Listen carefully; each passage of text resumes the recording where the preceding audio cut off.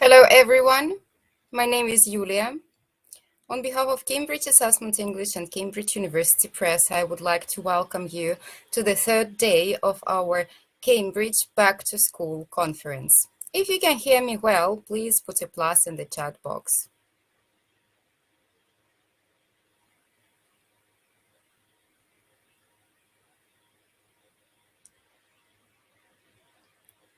Thank you for your reactions. Thank you for your pluses. It means that the connection is quite good.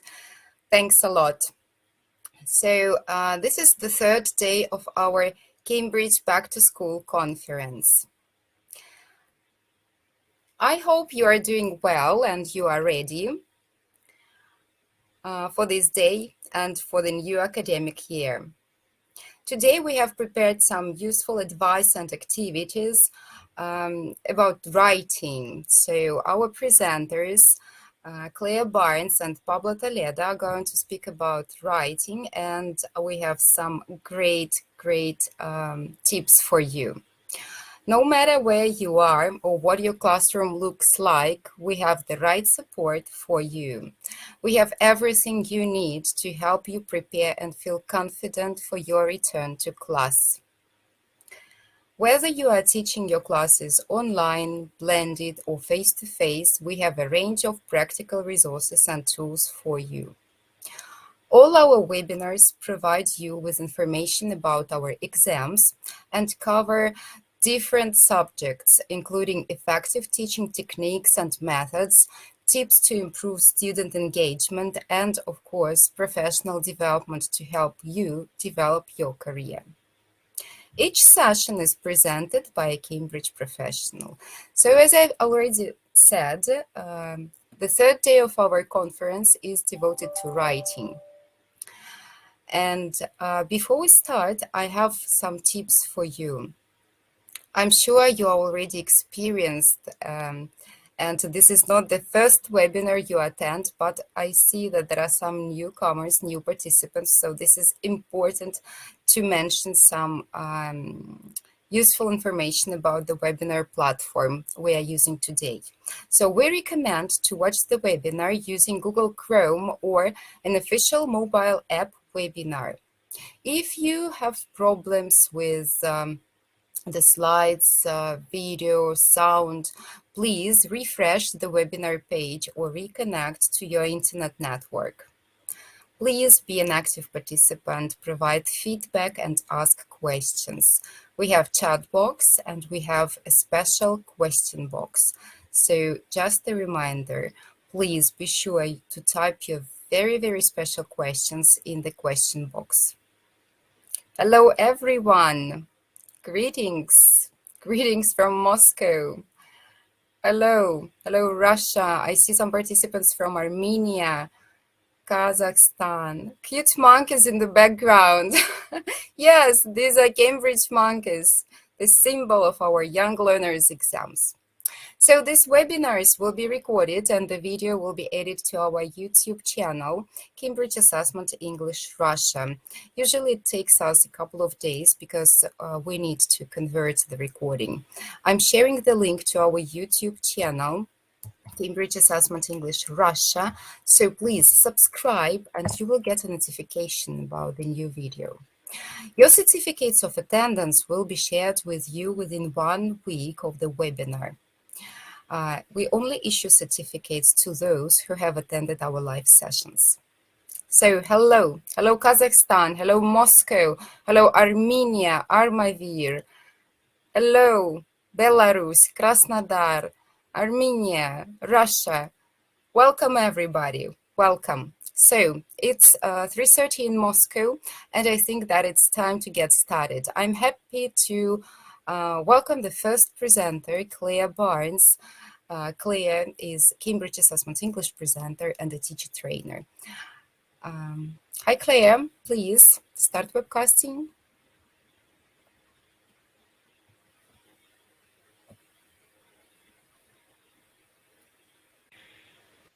Yes. Hi Claire. There were a lot of clicks there. Can you hear me clearly? Yes. Okay, so I'll not use the headset today. I have a whole new computer. Congratulations. Thank you. Thank you. The other one kind of died, which is very sad. But I've now got this huge big screen I really do not know what to do with. Yeah, it's yeah. One life is fraught with problems. Okay. Let me just check that I am actually going. Oh, I need to click on that, don't I? Next slide. Okay, right. Good. Great. So the floor is yours. Thank you. Thank you, or the internet, the ether, whatever. Thank you very much, Julia, for that introduction. And hello, welcome. I hope you're having, or you have enjoyed a restful 2 or 3 months. I haven't, but that's because I do a lot of teacher training, and of course we can do that more effectively in the summer. Hey, okay, so I'm currently way out, as far west in France as you can possibly get, doing CELTA face-to-face, which is exciting. But there we go, we're writing today. Okay. And yeah, you know me. I don't read my slides because you can. Feel free to screenshot at any stage of the proceedings. That's fine. Okay, and I look forward to hearing greeting from a CELT. Well, there you go. And I'm looking forward to interacting with you in the chat box. I've just realized that having such a big screen means that I've now got to look down here. Never mind, we can't have everything, can we? Okay, this is basically what we're doing today. Got an awful lot to get through. Please continue to communicate with me in the chat box. And if you have a content question, please use the question box at the top of your screens. Okay, so I just wanted to start by refreshing our memories. Okay, what is writing as far as A2 key and B1 preliminary is concerned? We're going to start with A2 key, because you know you have to start somewhere. Okay, so as you remember, they have to write 2 different pieces here.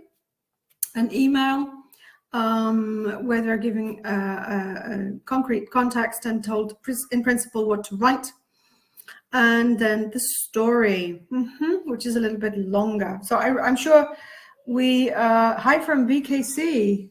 Oh, hi Alicia. Yay. Okay. So there we have it. These are the 2 tasks. I'm sure you're familiar with these 2 tasks. Okay. Are they difficult? Do your students struggle? I mean, this is A2, so pre-intermediate. No, they're easy, right? They're so simple. I'm sure the no means no, they're not difficult. No, they don't struggle so very much. Okay. Where you might have issues is with the story, because teenagers in particular just go, no, I want to write. Okay, and we're going to, they often misunderstand the task. Okay, fair enough. Let's not go into that right now. What helps students to improve their writing? Okay, looking for suggestions in the chat box there. If they misunderstand the task, reading. Oh, that's interesting. Okay, good. If they misunderstand the task, does that mean that you have not presented the task during the run-up to the exam, that they're not used to the task, that it's completely new for them? Synonyms, yeah, okay. Discussing with each other, not usually something they have to do in a writing period thing, but yeah, I appreciate the thought. Okay. Okay, what else? Okay, talking to each other, I think you actually mean preparing, you know, getting ideas and thinking about what to write about. I'm sure that's what you really mean. Yes. Okay. Yeah. Practice. Conjunctions. Does that mean they don't use them or they find them difficult? Collaboration, always an issue. Yeah. Okay. Now, and the thing is here, that's a very good point. Somebody's just said, if the task is something they might do in real life, then that is very motivating. Cambridge is approaching the 21st century. Yay. But you see, the thing is, I know that in Russia, email is like you know, it's something for the seriously aged to contemplate, because everybody else is doing everything else on social media and using instant messaging of one kind or another. But here in Western Europe, I am here to tell you, email is very much alive and kicking. And, you know, I'm sure it's the same in different parts of the world. So if you kind of sell the email as a message, it doesn't have to be called an email, does it? It's the same principle when it comes down to it. Okay. Spelling, writing to pen friends. Ooh, okay. All of these are very useful ideas, okay? And I think you've mentioned some of it already. I'm not going to read all of that because, as I say, you can. Greetings, Katerina. Yeah. Because I think it's obvious to us looking at it. But during the lesson, during a writing lesson, sometimes some of it gets a little bit lost. Yeah. And the big question is, do you get them to do their writing in class or at home? Are we going to do this in class, at home? Both? Both. Okay. When you're saying both, okay, let's be realistic about this. How long does it take to write that 25 to 30 word email and that 35 and upwards story? How long does it take to write? You know, the actual writing, really and truly, what, 10 minutes? If that, it's not that much. 30 minutes to write 25 words? Seriously? Oh my. If, I would put it to you, if you have done the preparation, if you set it up, if you've let them talk about what they need to write, if you've had them organizing their ideas, if you've reminded them of some of the vocabulary and the grammar and so on and so forth, then I don't think the actual writing really needs to take that long, does it? You need to encourage them, however, to check for errors and to read each other's. How many of you make your students read each other's work? Because that can actually be very enlightening. The CELTA course that I'm currently working on here in Brittany, the students, the teaching practice students are of a certain age. And we had one woman come in and she wrote her, whatever it was she had to write. And then she was asked to swap with her neighbor. And she's like, oh, but you didn't tell me that I can't do that. We let her run. And the next day she came back and she had to do another writing lesson because we're getting to the end of CELTA and we need to do more production. And this time she was perfectly okay with that. Her brain had cottoned on to the idea, okay, I need to share. Fine, I'm going to share. So yeah, peer assessment is actually quite useful. Yeah, some examples, obviously, and that's why the first time you get people to do any kind of writing at all, you run with all kinds of samples. But let's think about motivating students. Good for you, Ekaterina. Sorry. I'm glad you enjoyed it that much that you can remember that it was writing. Oh my. Okay, how are we going to motivate students before they write? Okay, we've gone quiet on that, haven't we? So I'm going to move on. And you can do all kinds of things about that. Yeah. Okay. I'll give you a sticker if you write it. Yeah, well, okay, that's, yeah. Lots of speaking practice. Yeah. Interesting pictures. Absolutely. Absolutely. From Yerevan. Hi there. I'm probably not going to say this right, Gayana. But hello, I apologize for not saying your name correctly. Yeah, brainstorming obviously is a good start. Some games, some kind of structure, eliciting some stuff, predicting. Okay, and remember, it doesn't have to be this boring stuff. It can be quite exciting. If they want to get creative with the stories, for example, and this is what I'm moving out onto, okay. I mean, if you look at the story there, does it look exciting? Does it look like a story that your teenagers are going to go, woohoo, lovely story, let me write it? Or are they going to go, nah, okay, not really. Exactly. So let's try, remember in our lessons to try and make the whole thing look a little bit or sound a little bit more exciting. So is this really a family? I mean, what else could it be? It's, well, yeah, but the exam's going to be black and white because it's cheaper to print. Let's just get used to that. But is it really a family? I mean, it looks like a family. What else could it be? Yes, absolutely. Possibly. You'll forgive me if I say that's still quite boring. Camp, we're getting a little bit better, if they like camp. School friends, yeah. Classmates, okay. Students, okay. Move off the page a little bit. Move outside that box. It could be camp. It could be friends. It could be a school exchange. So you got people from a different country, possibly. Could easily be vampires, aliens, ghosts, whatever it takes. Who are we to suggest to these teenagers what they have to write about? Okay. So yeah, let's be a little bit more excited about this. This is Cambridge's version of that story. It's not scintillating.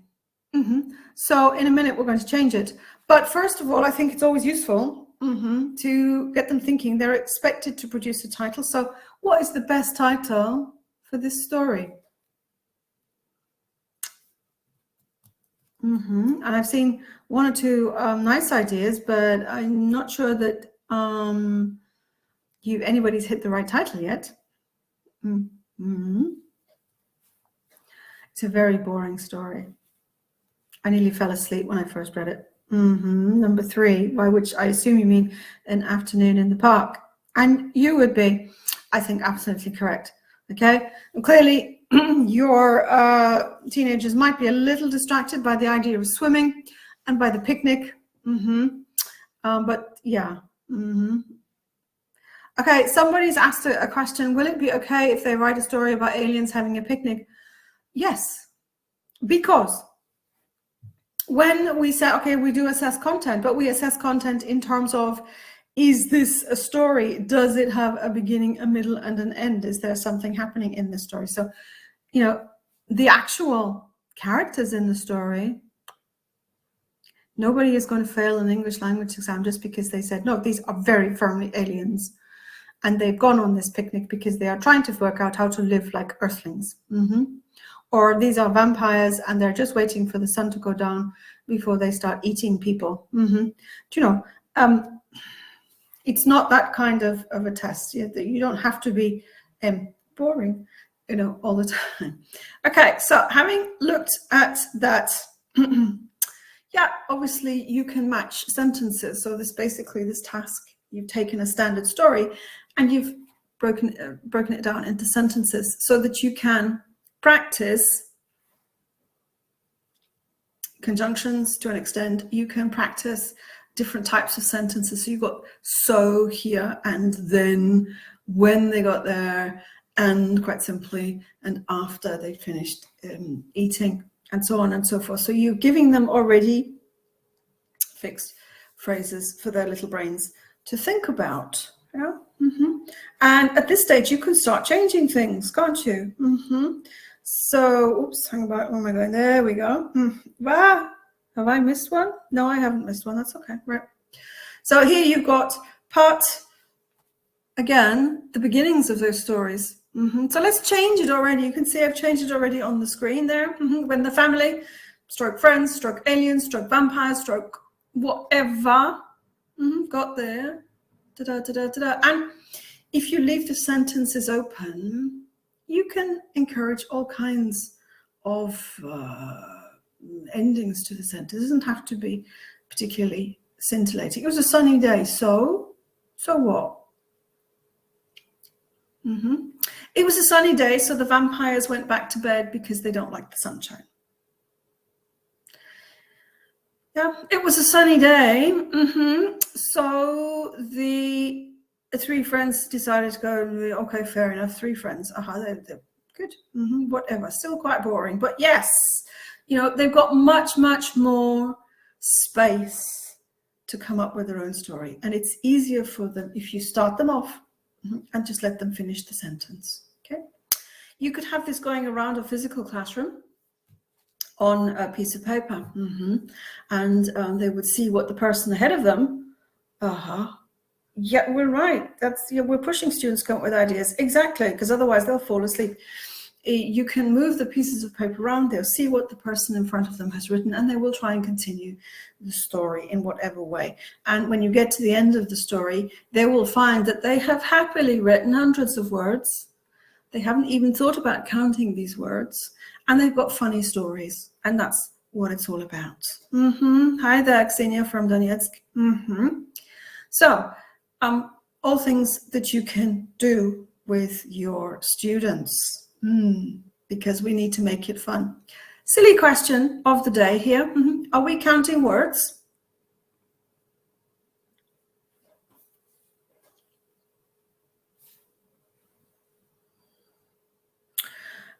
Yeah, I'm not saying you should ignore grammar. Very good point. But in the push to get them to write at all, let's not hammer them too much initially. Let them write. And having produced stories in whatever way you've got them to produce stories, let it move around the classroom, create a gallery walk, if you will. And then say to them, okay, you wrote your story in the present or the past, whichever you've told them to do. Check the verb forms. Take a different colored pen and underline the verb forms in each story. Are they accurate? Are they not accurate? Can you do something better?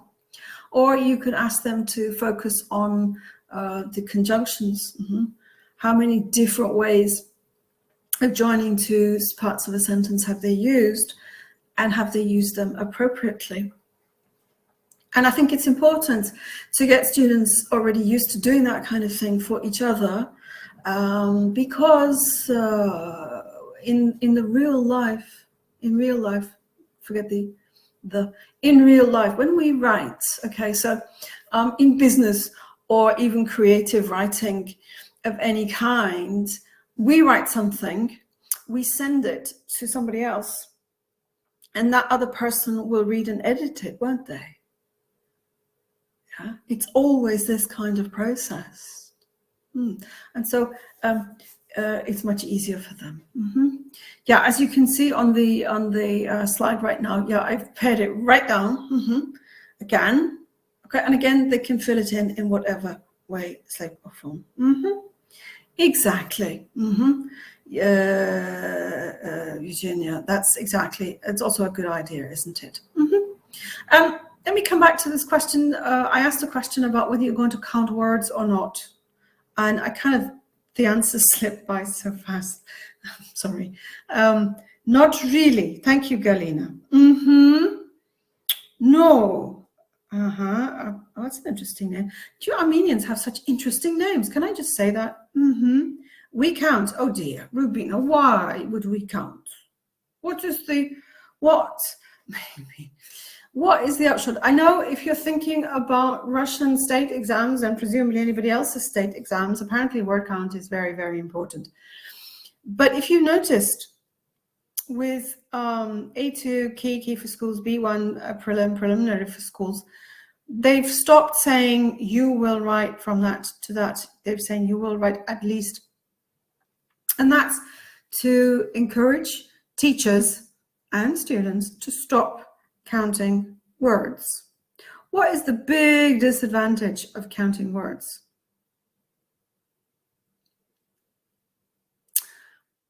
Absolutely, Galina, quite agree with you there. I waste time. Yeah, that's a good point. Okay, but more importantly, stop writing, wasting time. It can limit imagination. Thank you. It will take the focus away from the actual story and onto the word count. And that's the problem. Yeah, every time I've wandered into a teenage class in Russia and I've asked them to start writing in English, and once they've stopped whinging about having to write in English, they're counting. They write 3 words and they count. They write another word and a half and they'll count again. And they'll go, oh, I haven't got underline it. You know, and it's not helping them and their brains to actually focus on what it is they're writing. Yeah? We're saying it's, you know, for key, the minimum is 25 and 35. You've written that before you've even started to think about it. Why make them count? Because it's not helpful. What we do need to make sure is that when they write, that they include, if it's the email, all of the information requested, because otherwise they'll lose points. And if it's a story, that it has a beginning, it has action, something happens, and it has an end. It doesn't just stop. Elena, nice question. Their writing might indeed be wordy. And can I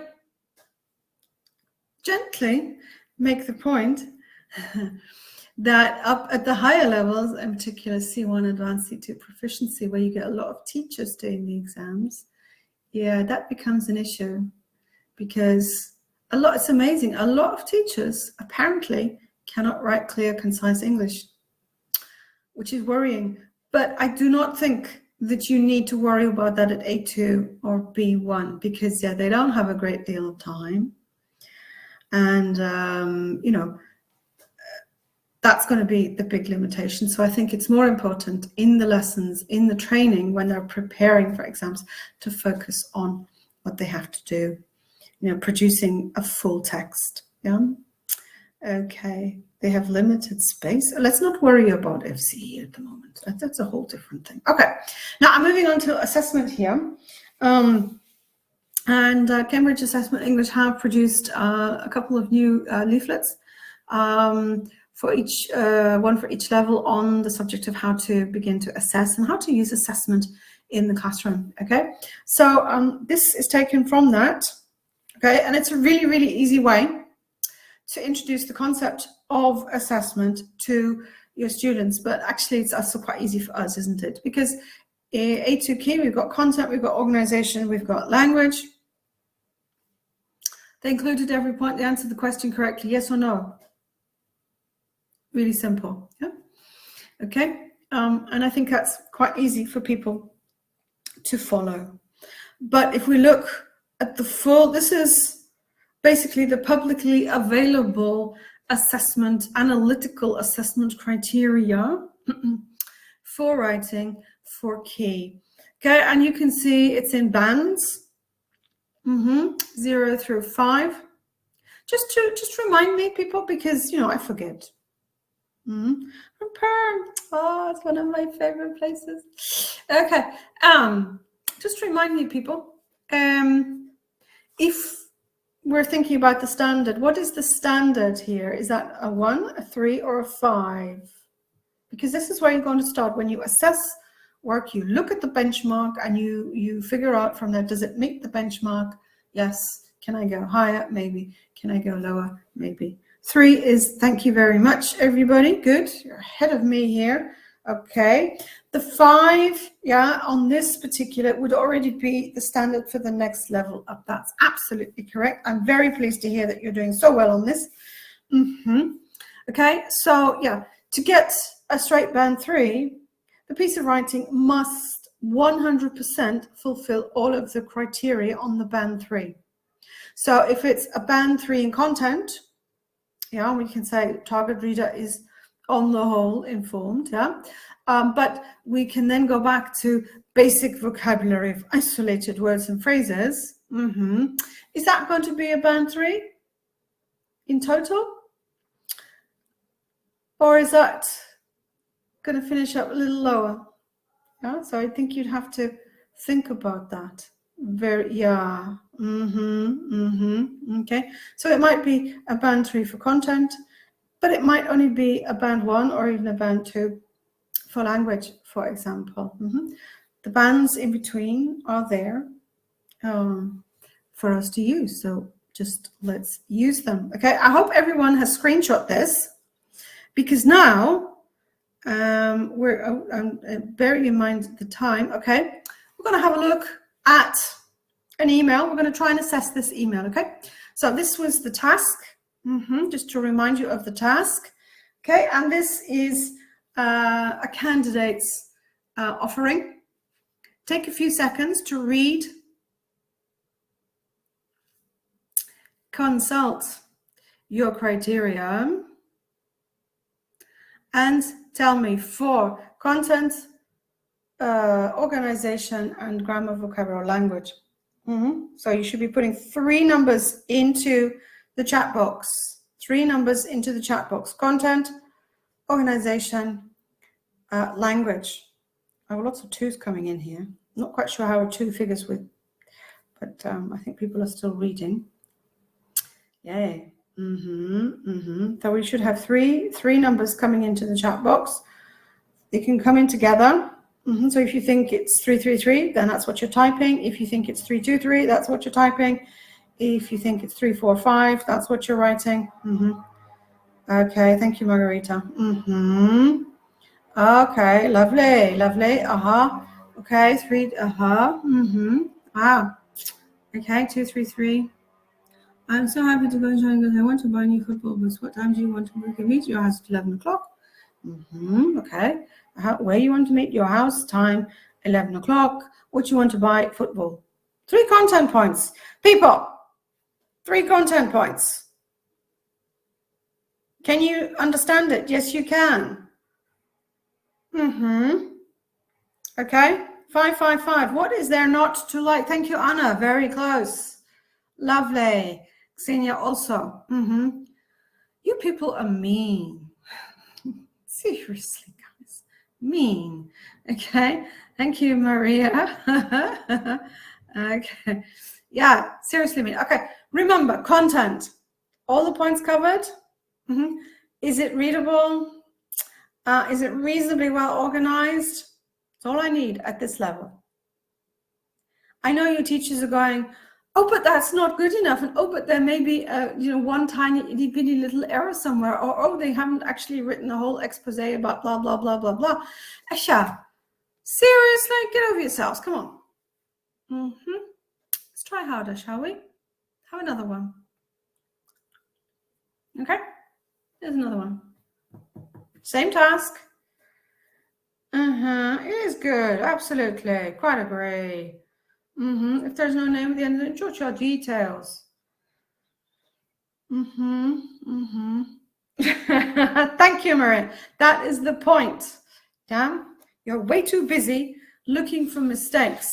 That reminds me of the one face-to-face session I did somewhere in Moscow some years ago, where we were focusing on assessment. I gave everybody something to read, and I had an amazing display of red pens. And all I said was, okay, read and tell me how they've answered the question. That's all I did in one basic red pen, ///. See, people. Okay, right. Ooh.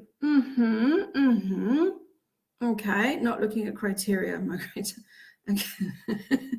Well, yeah, I'm sure when you're looking at your students' work, you will have the criteria to hand there. Okay, so where we meet you house, okay?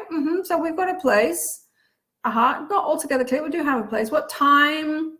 Yeah, 10 morning. We could interpret that as being 10 o'clock in the morning. What do I want to buy? We haven't actually said what this person wants to buy. Okay, so we've got limited content. That brings us down to a 3 for content max. Okay, and then we have to think of organization. Yeah, we've got an after lunch there. Okay, we've got an hello there also. That's and language. We meet you house. We've got 1 or 2 issues there, haven't we?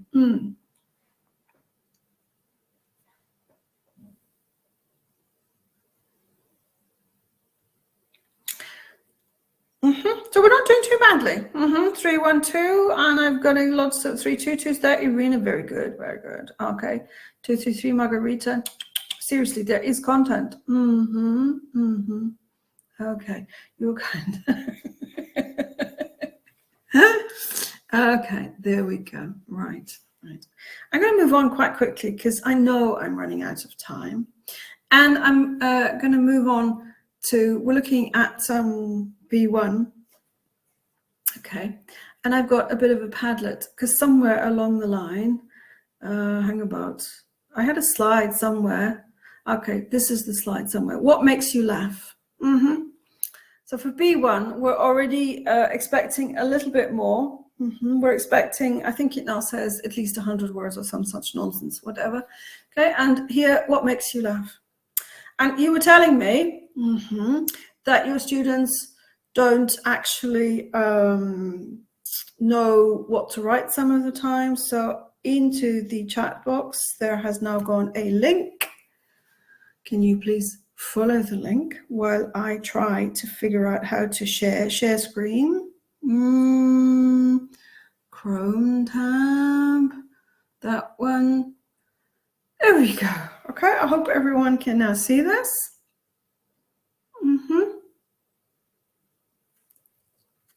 Okay.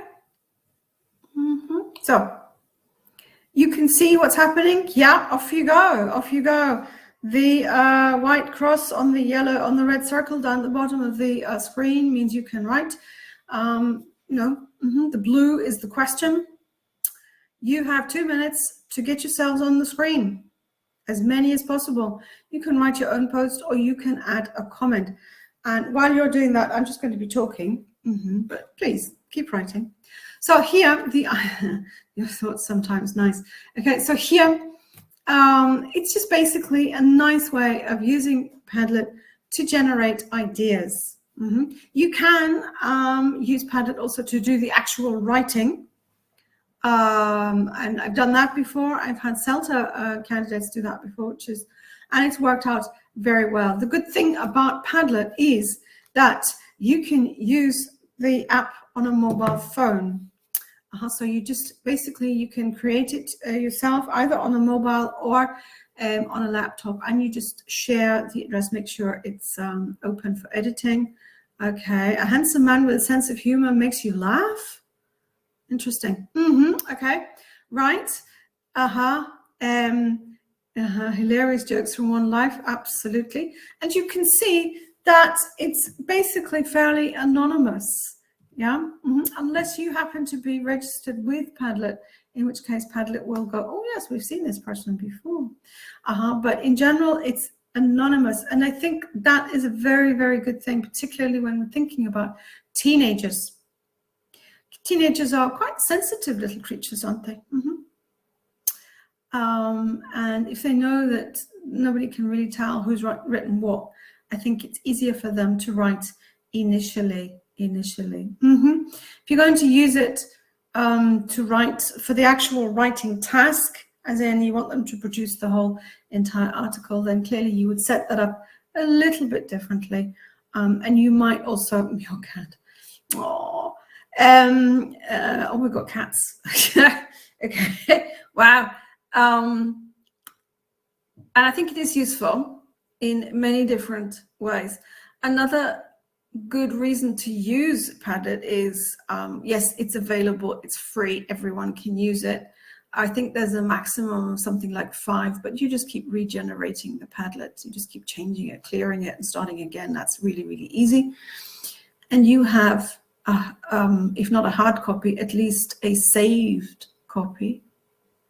And you can get your students to go back to that, or you can project it onto your screens, onto your whiteboards or whatever, and do a little editing, yeah, later on. So there we go. Yeah, my big screen's now almost filled with your ideas. Your pets make you laugh, my daughter. Okay, right. Peppa Pig, ahead of me there. Okay, kids playing in the playground make you laugh. Okay, I don't go to playgrounds very often. But there we go. All kinds of things coming up there. Yeah, and this is fun, isn't it? Okay. Okay. Oh, some people are writing in the chat box. I'm going to stop the share. Okay. So I just wanted to, make life a little bit more exciting and demonstrate what you can do with Padlet. How many of you, your 87th grandma?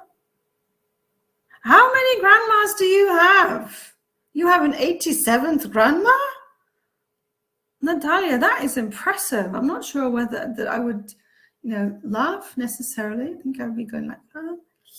Okay. Yeah, I can see people writing. Okay. Right. Okay. So there we have it. Yeah.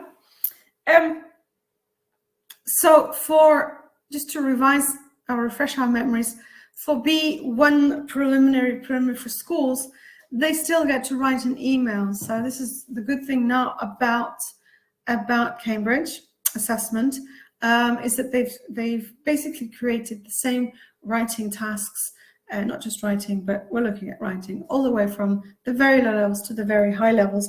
They're just developing these tasks, widening the scope at every level. And here, instead of just writing an email with content, they now have to respond to an email.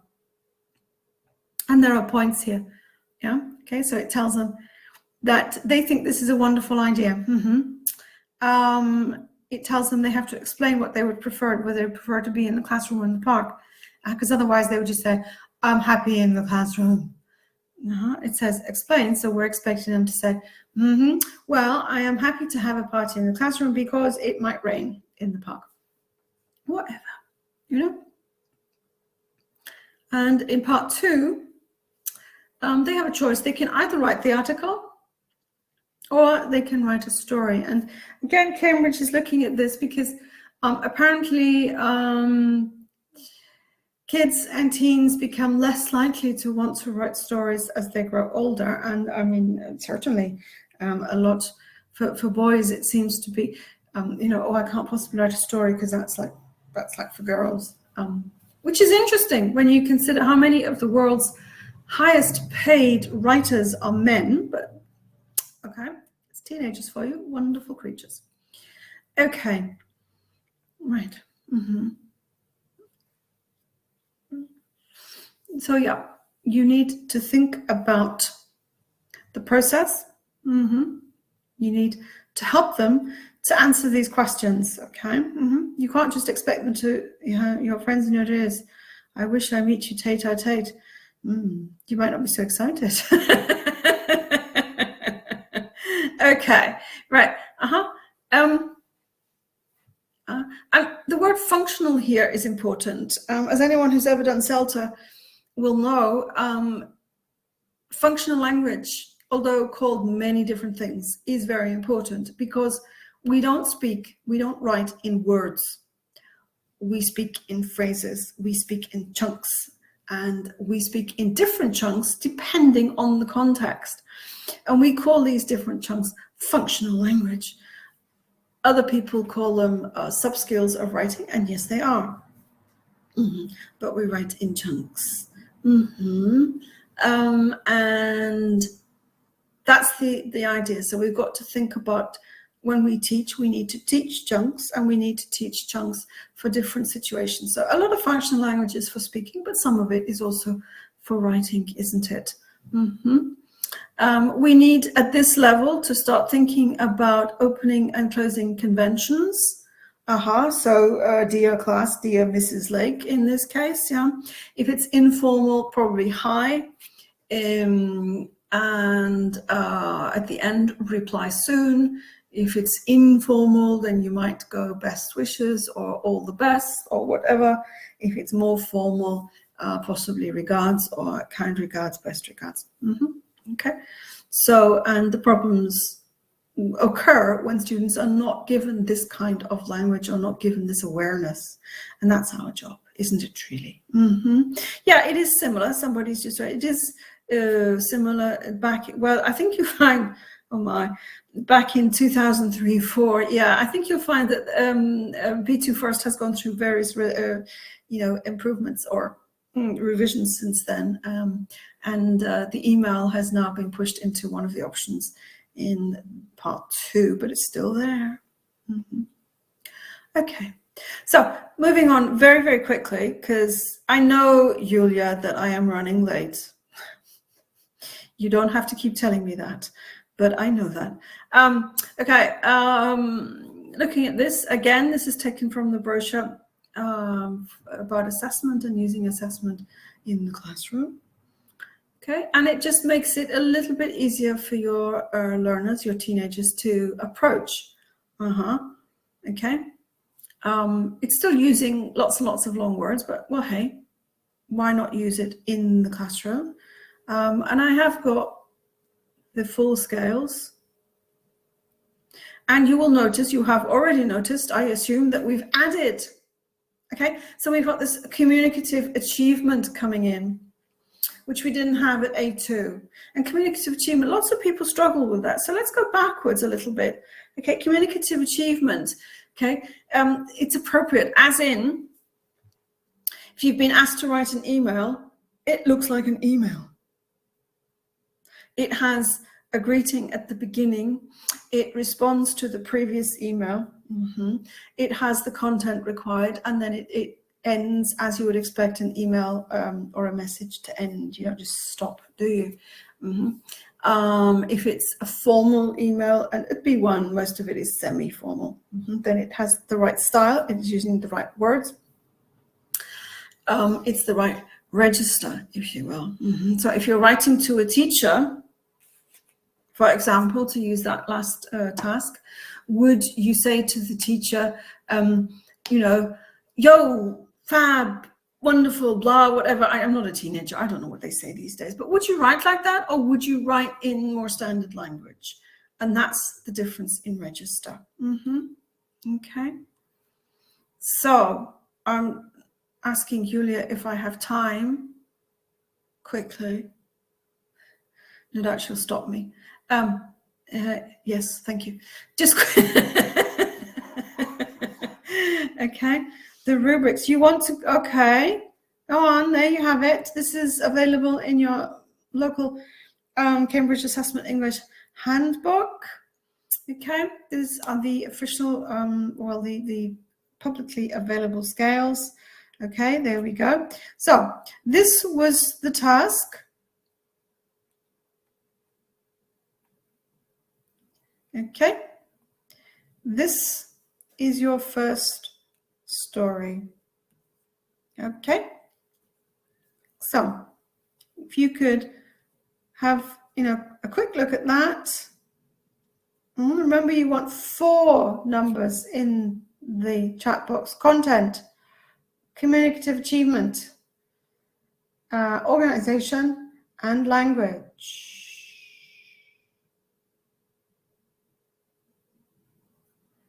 Yeah. Content, communicative achievement, organization, and language. What do you think? Okay. Again, the 3 is the standard. It doesn't say so, does it? If you give the story a title, well, yahoo. But they're not going to fail a candidate because they haven't written a title. They might fail if the story isn't a story. If there isn't a beginning, a middle, and an end, for example. But, you know, okay. So, come on, points in the chat box, please. Content, communicative achievement, organization, and language. Ooh. Oh, that's difficult. I could just picture you writing that. 4? Okay. 4, 3, poor story, 3 at most. 1, 2, Okay, let me just blend in that whole thing. Okay, and you can see for content, they have said it's a band 4 because, well, you know, it started with the rubric with okay, they decided to go left, right? There is a kind of action. They went in the car, they had a map, but they still took the wrong turning, yeah, and you know, Lucy started crying, and then they went home and watched a film and had a good time. So there's a kind of a story in there, isn't there, really? But yeah, it's very, very simple in communication. It's very difficult to follow from that point of view, and it lacks organization and language. But look at this next story. And again, numbers in the chat box, please.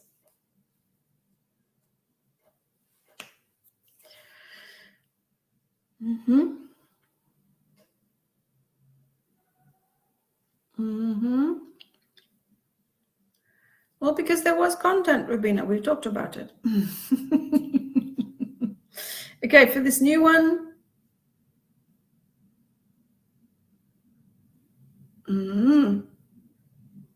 Okay.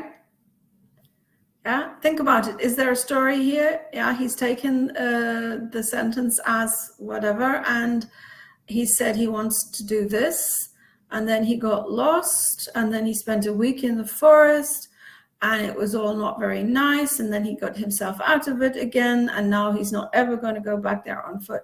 Do you know, as a story, as stories go, it's fairly coherent, isn't it, really? Okay, let's just see.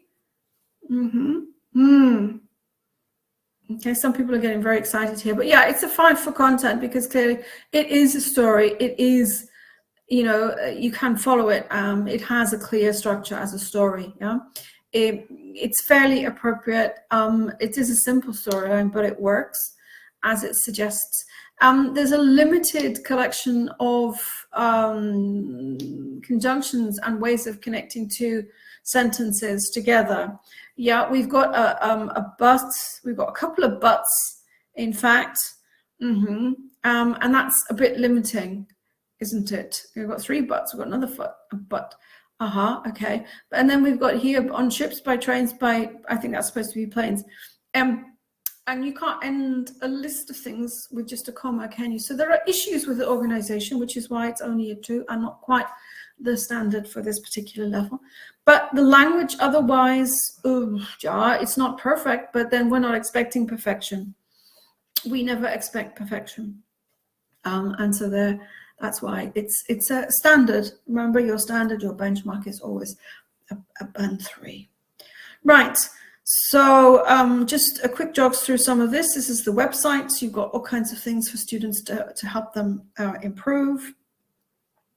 The Pet Friends thing, I gather, is still running. And thank you very much. I'm done, Julia. Thank you, everybody, for listening and for taking part. And I look forward to seeing some of you again later in the year. Thank you. Thank you, Claire. Thank you for this interactive presentation, for this session.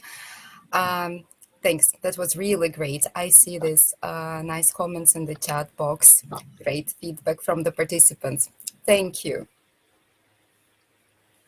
So, dear colleagues, it's time to move to the second presentation, to the next session, and I'm inviting Pablo Toledo, our colleague from Argentina. Pablo, please click on Go on Air and start webcasting. I'm opening your presentation. Hi, Pablo. Hi, Julia, and a great afternoon to everybody. A great morning to me all the way here in Argentina. Is it about 10 a.m. at the moment? Yes. Yes, it is 10:20 a.m. So thank you for making this event in the afternoon. Otherwise, I would have had to make a very early start. Thank you for joining this event. It is always a pleasure. Quite early, I think. No, if you had done this in the morning at 9 a.m. and I had to wake up at 3 a.m., I would still have done it just for you, Julia, and your great teachers. Thank you so much. Thank you. Pablo, I've uploaded your presentation. Can you see the slides? Yes, it's all up there. So thank you so much. Thank you. The floor is yours. Great. So a great afternoon to everyone. And like Julia said, my name is Pablo Toledo. I am an assessment services manager for Cambridge Assessment in Southern Cone and Andes, which to us is, if you think of the map of the Americas, the south of America, south of Colombia, everything except for Brazil, because everything is different in Brazil. They speak a different language. It's a huge country and all that, but I don't need to tell you in Russia anything about big countries. You're big enough. So anyway, we will be talking about getting writing right. We will be talking about writing for B2 first and C1 advanced. Some of the things we're going to be talking about, some of the things I will be saying, will sound a lot like the things that you probably just heard, because at the end of the day, the core principles of how we assess writing in Cambridge English are the same for all of our levels. However, the way those principles apply changes, or the focus of some things changes depending on the different levels. The way we assess young learners who are sitting for flyers is obviously not going to be the same than the way we assess university students sitting for proficiency, of course. And also because the challenges for learners change as we progress. The things which make writing challenging, I mean, some of the things are the same. The core of what good writing is, and we will be talking about that in a minute, kind of stays the same. But the things that present a challenge are not the same as we progress, and we will be talking about that. We will also be going into a lot of detail into the assessment criteria that you were just looking at with Claire, and we will be focusing on the upper end range of that, what those principles mean, how they apply, how the criteria is defined for levels B2 and C1, so going almost all the way up the scale.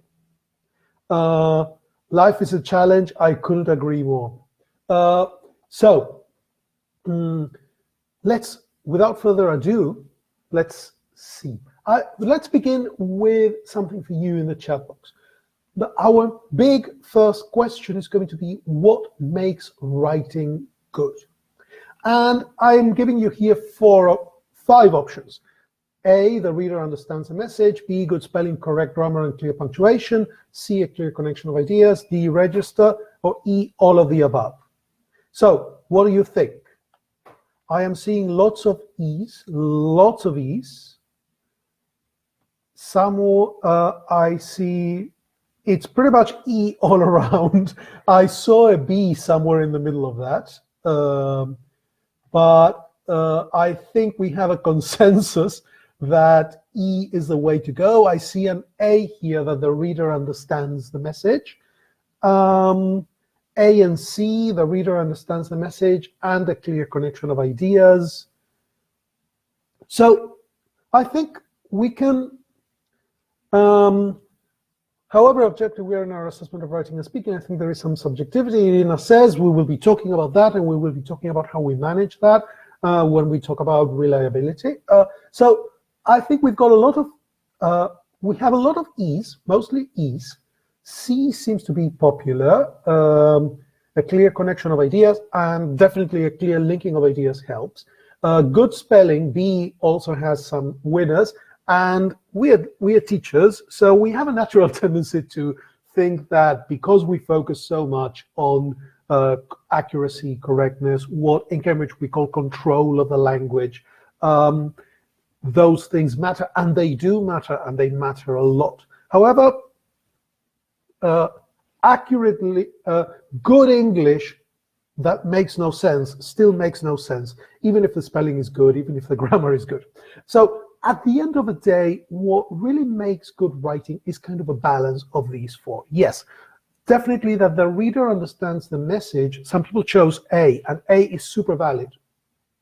Because at the end of the day, you don't need good spelling to understand the message. You don't need the ideas to be very clearly or perfectly connected to understand it. If you make an effort, you can still understand. And if the register of a communication is wrong, you will still be able to make sense of it. However, the idea, as we progress into the levels, and this becomes very relevant when we think of B2 and C1, it is the balance of these that makes the difference, because what defines a good level of writing is the fact that the reader does not have to make an effort to understand, or such a great effort. And the further up we go up the scale, the more of an expectation there is of good writing to really hit that mark.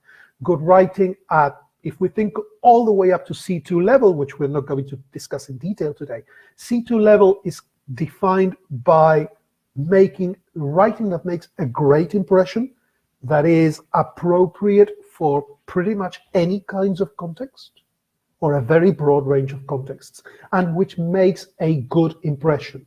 Making a good impression means writing that when you read it feels right, makes you not just understand the message, but have a good impression of that writer, and if it is asking you to do something, you really want to cooperate. If it is telling you a message, if it is telling you an idea, you understand that idea really well.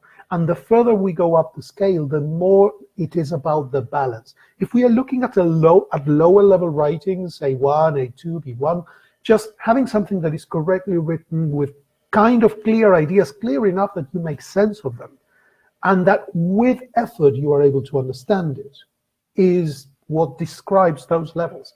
If you look at the descriptors from the Common European Framework, at those levels, A2, B1, you will see a lot of references, both in the comprehension and the production scales, to the effort that you have to make, or that your reader has to make, or that your listener has to make.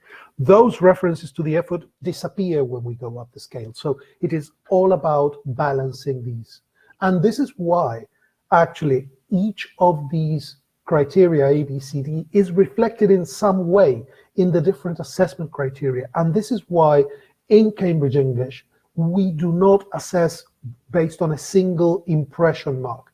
We do not look at a text and say, this is a 4, this is a 5, this is good, this has achieved, or this hasn't achieved. What we look at are discrete areas of that text and how they balance out. And then the way in which we weigh and balance those aspects will change depending on the level, depending on the focus we want to do. This is a kind of focus that I invite you to adopt when you look at pieces of writing. If you think about process writing, we are not going to be talking about process writing specifically today, but it is going to be always at the backdrop of that. And if you don't know what it is, definitely write it down on a piece of paper, process writing, and Google that the second we are done here today. But process writing is this idea that writing is a process that has different stages, that has different focuses, and that nobody can really develop, or actually nobody really works unless you are really good at writing and you have a lot of experience. Nobody really works, even in our native languages, in doing everything at once. When we write, we focus. It is good practice to think of the organization and the structure first, and then to think of the ideas, then think of how we organize those ideas, then worry about the vocabulary we're going to use, then put it together, and when we revise it, to do different runs, different passes of revision, and to do the same thing when we give feedback to our students. If we just reduce everything down to a single impression mark, or a single impression summary, or a holistic summary, it is not going to be as meaningful, and it is not going to lead to as much learning and improvement as it would if we do it discreetly, because also feedback that corresponds to these rubrics is a lot more actionable for the learner. If you tell me your writing has achieved the level that I expected, or your writing is really good, okay, cool. What do I do next?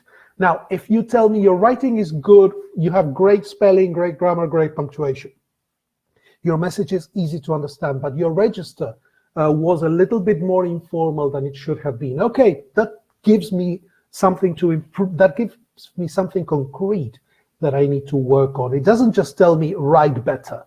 It tells me focus on your tone, focus on your register, focus on the features, on the formal features of register. And that is something that I can practice, that is something that I can work on, that is something that I can try to get more exposure to, that I can try to be more aware of, and that is going to make me write better, which is what we want. We are developing writers, we are not judging writers. So, moving on. What are the challenges of assessing writing? Another question that I leave over to you. We already have a suggestion in one of the previous things, which is in one of the comments that you left for my previous slide. Somebody wrote, forgive me for not finding the comment right now. Here, for not finding the comment right now to mention your name. Somebody mentioned that there is more subjectivity. Irina wrote that, however objective we are in our assessment, I think there is some subjectivity. Subjectivity is there for everything. There is no such thing as perfect objectivity, but that is a philosophical issue that we are going to discuss, that we can discuss another time. But it is true that consistently applying assessment criteria for writing is difficult, is a challenge. It is a challenge for individually when we judge different pieces of writing. Just one person. How do we know that we are judging each piece of writing by the same standards? And it is a massively much bigger challenge. It is a much bigger challenge when we think about doing it, when we think about different people doing it. If you take one piece, let's not think about the scale at which we work in Cambridge English, because we literally assess millions and millions of pieces of writing every year. So I don't think you will be in that position, but think about a school. If you take a piece of writing that one of your students has done, and you give it to another teacher that teaches the same level in the same school, are they going to give the same feedback? Are they going to give it the same grade? Are they going to judge it by the same standards? If you give it to another, ideally the answer is yes, but you know how difficult it is. Especially when, now, should they? At the end of the day, if we are talking about assessing something formatively, assessing something in the course of learning, we are thinking of a very contextualized kind of feedback. We are giving that feedback to that learner in that context, and maybe we want to focus more on grammar because we have been looking at some item of grammar, call it the present perfect, or I always go to the present perfect for examples. So we've been looking at the present perfect, and if I give you feedback on how you're applying the present perfect in that piece of writing, that is what we are focusing on, and that is the learning point of the week. But applying assessment criteria consistently for one person and across raters is definitely one of the challenges. The criteria are not very clear. Rubina says we're going to be talking about that in a second. I hope I can help you in that. Assessing criteria. So let me mention some suggestions. Here are some ideas of what kind of things make the assessing of writing challenging. So knowing what to concentrate on when making an assessment. So the fact that we have different assessment criteria is a way of systematizing all of the different things that we focus on when we assess writing. But how do we balance those? How do we make sure that we are looking at everything? How do we make sure that we do not have, when we talk about judgment, we call those halos and capital sins. Like, you know that there is one thing that every teacher absolutely hates. Like a teacher says, I hate learners who have bad spelling. So if I see bad spelling in a piece of writing, I disqualify it. Or if I see this particular error, I hate it when I see people writing things like, I have done it yesterday. That is such a basic mistake. You cannot do that. So if I see that kind of error, like a time reference with a present perfect, for me, that is a super big error, and I am going to automatically say no. That is what I call a capital sin. And we shouldn't have those. We should really weigh each piece of writing on all of its merits, and we should weigh each particular instance of inaccuracy based on what it does to the communication.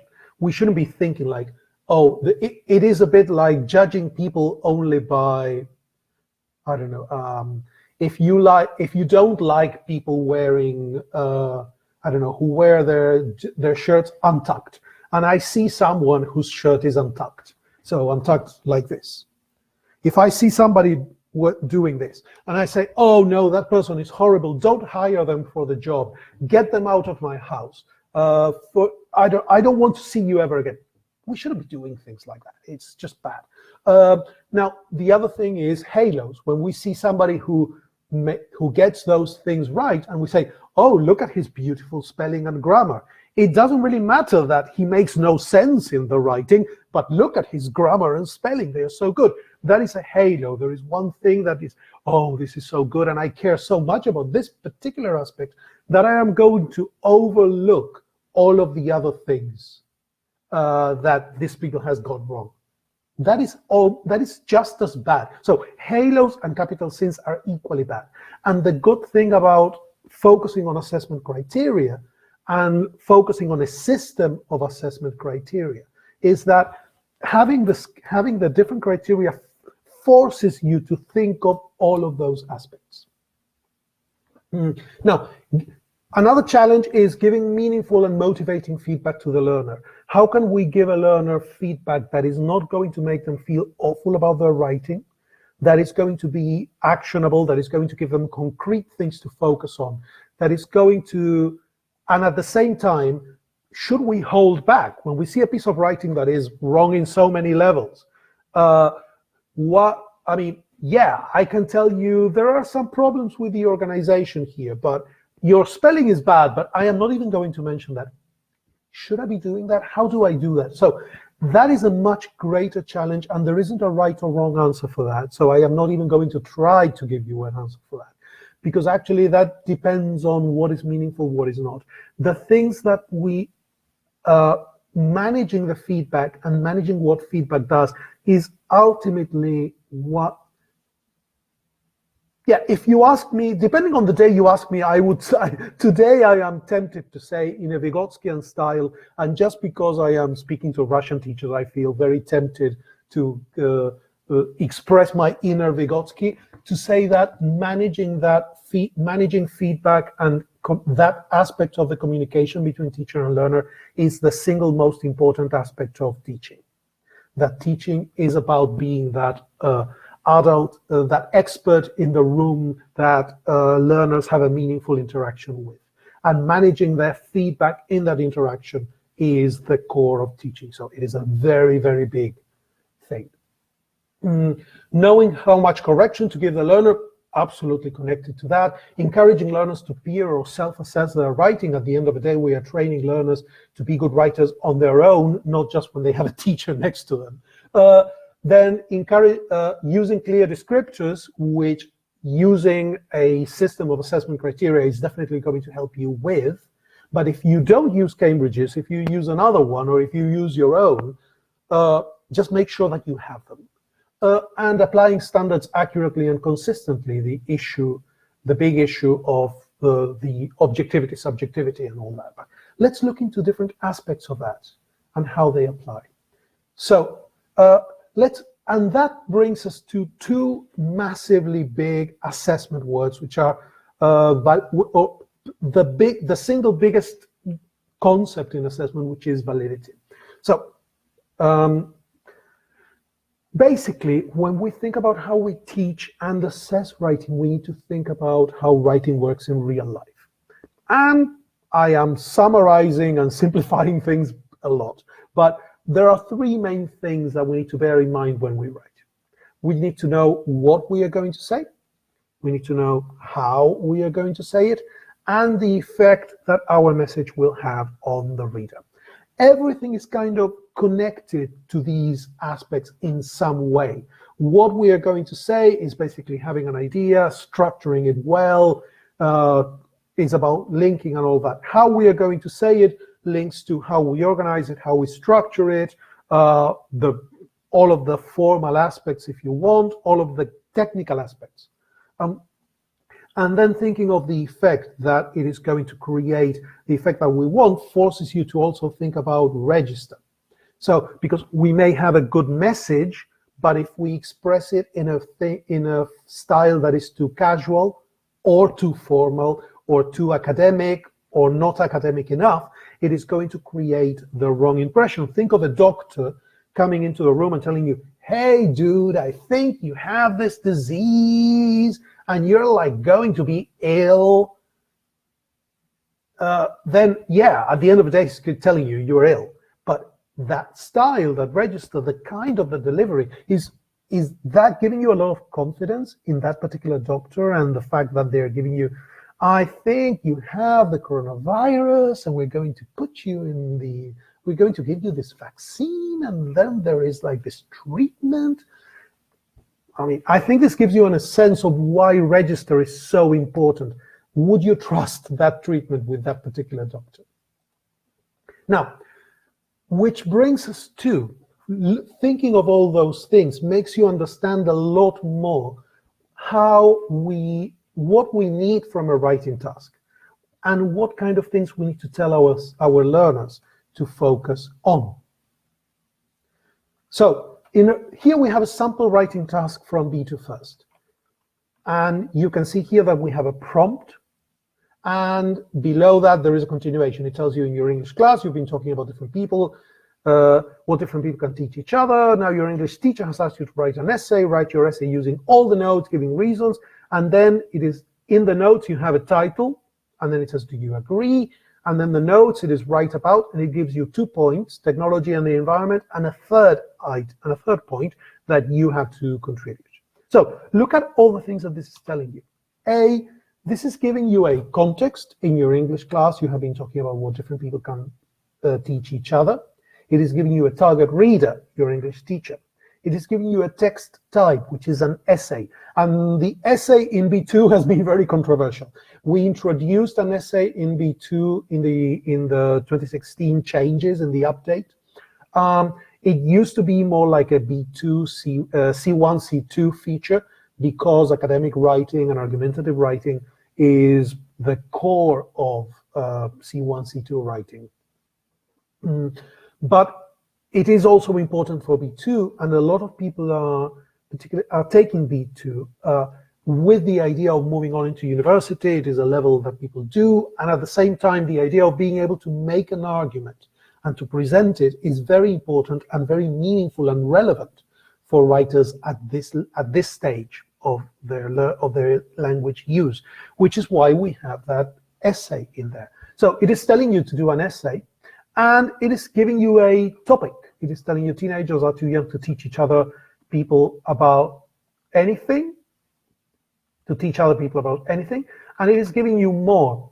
It is giving you a purpose. It is telling you that it is for your homework, and it is telling you that you have to address 2 points and contribute another. And then something that is very controversial, it is giving you another thing that is controversial. It is telling you to do it in about 140 to 190 words in an appropriate style. So the appropriate style part is all about the register. The 140 to 190 words, we are going to say this again. You're going to hear this every time we talk about this. No one in Cambridge is counting the words. I'm going to repeat, no one is counting. The reason we put that number in there is because we estimate that if you write less than 140 words, you are not going to be able to really address these 3 points and write an essay that has an introduction, 3 development paragraphs, and a conclusion addressing these 3 items in less than 140 words. You could, but you would have to be an extremely good writer to do it. And if you write more than 190, you are probably writing so much that at the end of the day, you have already said all the things you needed to say. You're going to be added irrelevant ideas, which you're going to be punished for. And the only thing you're doing is creating opportunities for you to make more errors. So 140 to 190 is where we think a piece of writing that does this activity should be. If you write less, have a go. If you want to write more, it's your life, go live it. But no one is going to draw a red line and say we are not going to correct below this. No one, I mean, you are free to write an 800-page Dostoevsky novel and hand it in if you can write it in the amount of time that is allotted. We are not going to be particularly happy about receiving 800-page essays, but no one is counting the words. Anyhow, what is being tested in B2 and C1 writing with all of that in mind is the ability to A, effectively use all the content provided, underline the issues, support them with relevant points. So in this essay task, If your learners are focusing on their spelling, on using the right vocabulary, on their linking words, on using lots of phrasals and showing off their vocabulary, but they don't address but they had to talk about they had to mention 3 topics, and they don't mention 3 topics, that is a much bigger deal than any grammar error they could have made. A much, much bigger deal. At the end of the day, for every writing task, in every Cambridge English exam, and in life, the thing that matters most about a writing task is, have you done what you were expected to do, what you were asked to do? Then we are looking at organize. Then what is being tested is that writers are able to organize ideas effectively, that they can express their ideas clearly and with the right impact on the target reader in a right register, and that the text is formatted in the appropriate genre conventions. So I know I am repeating myself. I told you this a million times already, but again, I am channeling my inner Vygotsky and I am recycling. Anyhow, this brings us to reconsider, if we're talking about B2 and C1, how the Common European Framework, which is the framework that Cambridge English is working with, defines and describes writing at these levels. So it is always a good idea to begin with a look at the descriptors for writing. So I have put here on the screen the descriptors for writing, the self-assessment statements, which are like the simplest writing descriptors in the framework for B1, B2, and C1. So we are looking at a little bit below the level that you were just discussing with Claire, and then B2 and C1 to see what changes. So you can see that if we go to B1, what you were talking about before I came up on your screens, it is about simple, the highlights for me are simple, connected, and personal. Simple, connected text on topics which are familiar or of personal interest. Notice that you're expected to be writing about things which are like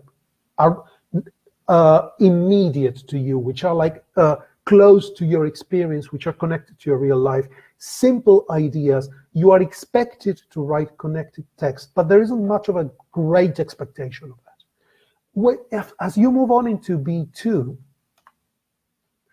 it says that your writing is, you can write clear and detailed texts, not just simple and connected, but clear and detailed. That you can write for or against, so the essay is going to be important. The range of subjects gets bigger, and that you are able to highlight the personal significance of those pieces of those issues that you are discussing, the events or the experiences. Notice how there is definitely an expectation to write with more precision, so the clear, the detailed. The idea of this is where you begin to articulate arguments, the for and against. And the fact that the range of issues just got bigger, and you have things like, you can write an essay or report, passing on information, giving reasons to support it, letters highlighting the personal significance of events and experiences. It is getting more sophisticated. Notice the change to C1. What progresses is that you are expected to do all of that, plus it is going to have to be clear and well structured, not just connected, not just detailed, but actually well structured. Expressing points of view at some length, so going into a lot more detail, not just being able to say, I am for this, I am against this, but actually developing things for. And that you have to, and the requirements to do the complex subjects in an appropriate style get much bigger, which is absolutely why the topics are getting harder, or the pieces of writing are getting more demanding. Because actually what we are doing, and this is not Cambridge's fault, it is this descriptor's fault. Because actually we have to make sure that people do a piece of writing that shows these characteristics. So The other big issue there is with reliability. And reliability is this consistency that we were talking about. How can we make sure that we measure all writing by the same standards, and how can we make sure that we are using the same standard as other teachers? So, things that will help you particularly as a teacher, work on the reliability of your feedback and assessment, is defining what you want to assess. You can use the Common European Framework for descriptors. You can use others if you like, but choose one and stay in your lane. Select or design a task. So what kind of task are we asking? Because if you look at the B1 descriptors, then things like an email requesting information will definitely fit that. An opinion article at B2 seems like a great kind of task because B2 is about expressing your views. And an essay evaluating abstract ideas, not just a for or against, but a very abstract, a more elaborate and complex notion, fits C1. So we always choose a task that is not impossible, but not so simple that they could have done it a level before. And then to do a final check, when you correct, when you give feedback, going back to the task instructions, looking at the time available and the number of words, looking at if that makes sense, and then having an explicit assessment criteria, which is what we are going to talk about next. Because next, I'm going to tell you a little bit about how we do it at Cambridge. So our criteria for assessing writing is, as Claire mentioned before, has 4 elements: content, communicative achievement, organization, and language.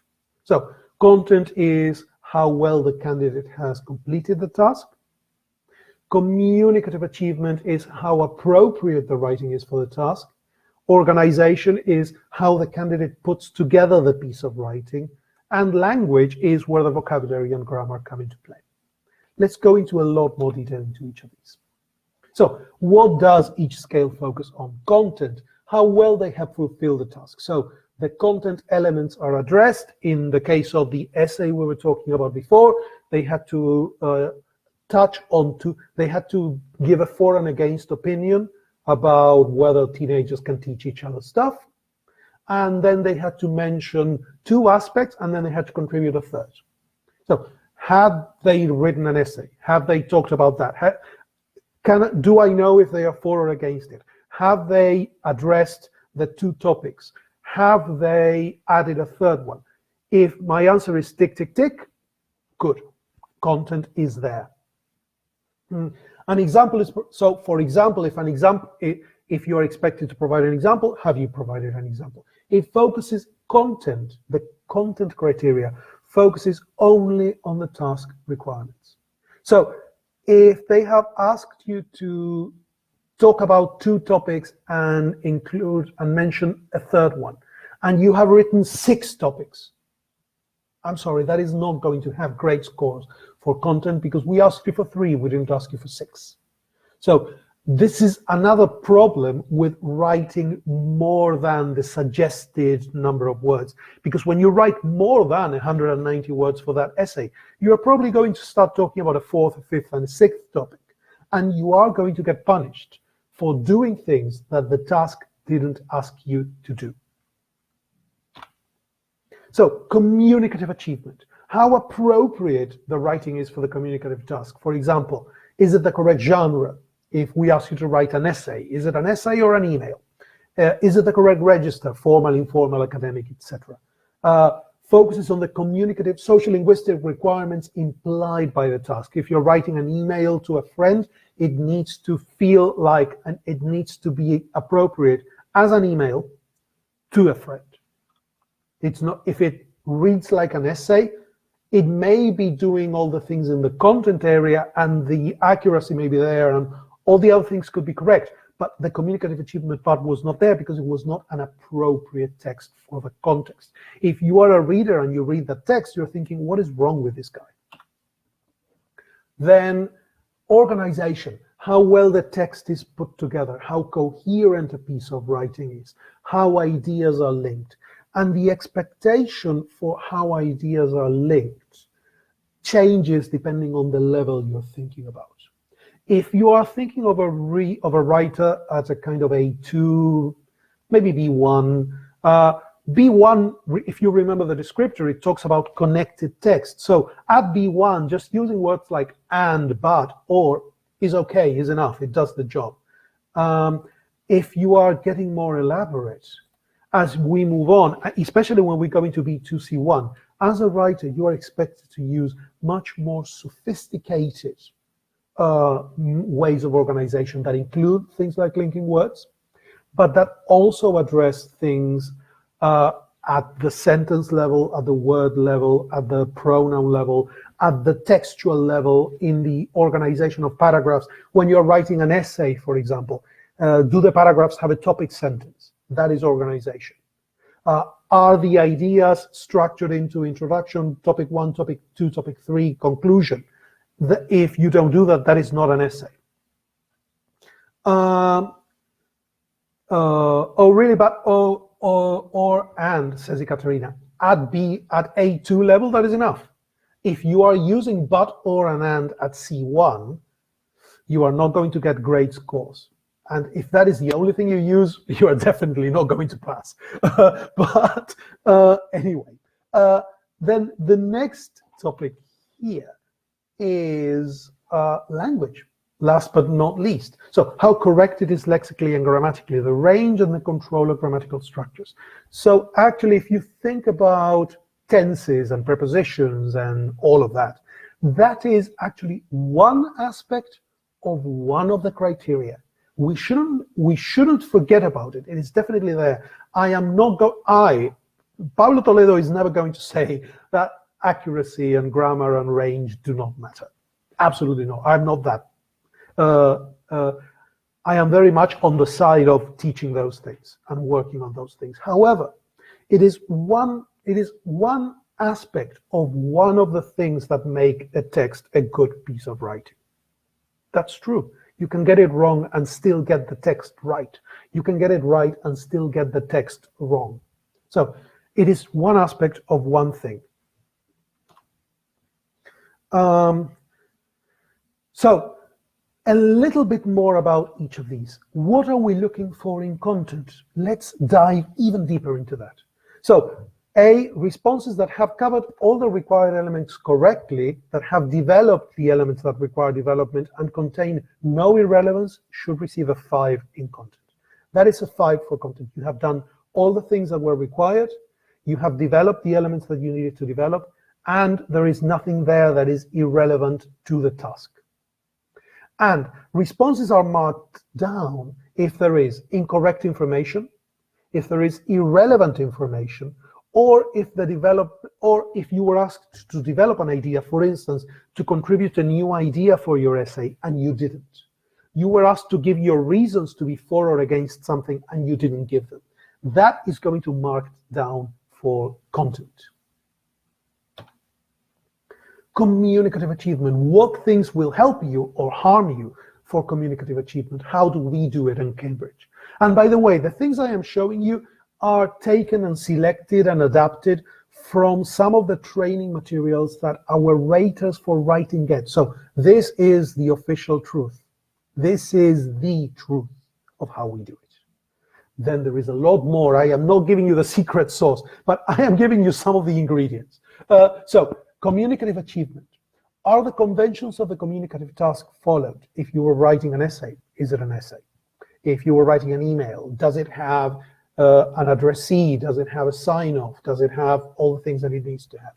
Does the response hold the target reader's attention? This becomes much more important as we move on, let's say from B2 to C1, because if you remember the descriptors, there was something there about writing a piece of writing that was clear and accessible and easy to read and all of that. So, and that actually made an impact. And the holding a reader's attention and doing it effectively, flexibly, convincingly is all about doing that. How simple, straightforward, or complex are the ideas being communicated? And if you remember, B1 was talking about simple ideas and C2 was talking about complex. So following that spectrum of what kind of ideas can your writing manage gets more important as we progress. Then were all communicative purposes achieved? Did you do all the things you needed to do? That is one thing that we do. A complicated task to assess an essay? Yeah, thanks, yeah, absolutely.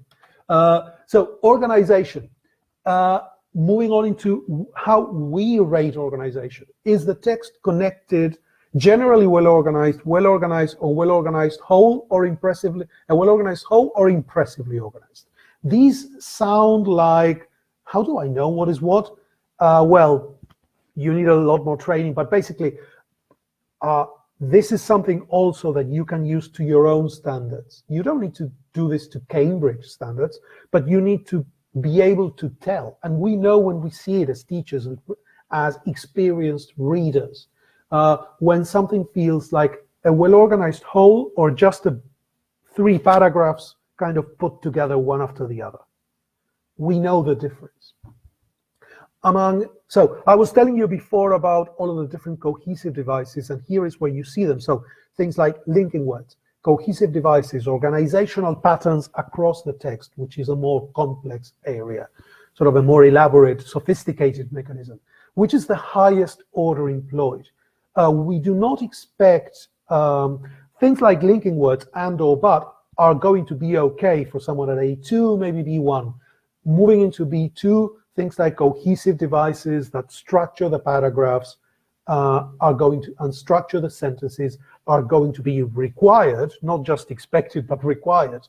And then much more sophisticated and much more elaborate cohesion is going to be, again, a requirement for C1 and C2. And this marks the difference from a writer at one level to a writer at another level.